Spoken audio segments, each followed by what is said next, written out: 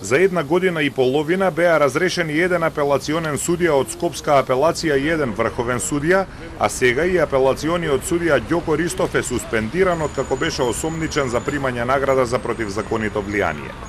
Вина му беше докажана само на поранешниот врховен судија Наќај Георгиев кој заврши во затвор.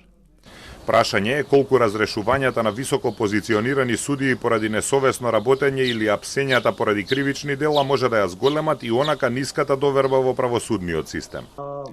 Дарко Аврамовски од коалицијата Сите за правично судење вели дека е грешка што ваквите случаи се третираат како изолирани инциденти, а не како симптом за подлабок системски проблем во правосудството. Потребни се конкретни активности кај сите органи за унапредување на системите за интегритет и контрола, постапките за избор и филтерот за влез на кадрите во судството, вели тој.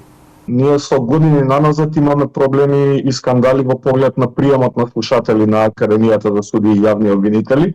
Имаме скандали поврзани со избор на членови на Советот на јавни обвинители и Судскиот совет, имаме скандали поврзани со избор, напредување и разрешување на судии и јавни обвинители.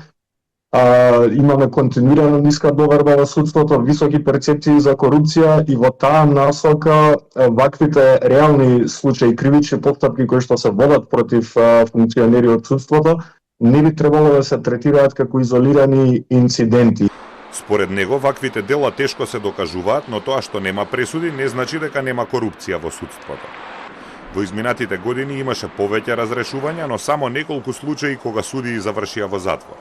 Поранешниот врховен судија Наќа Георгиев во август 2024 призна вина и се спогоди со обвинителството да добие 3 години затвор за примање награда за противзаконито влијание.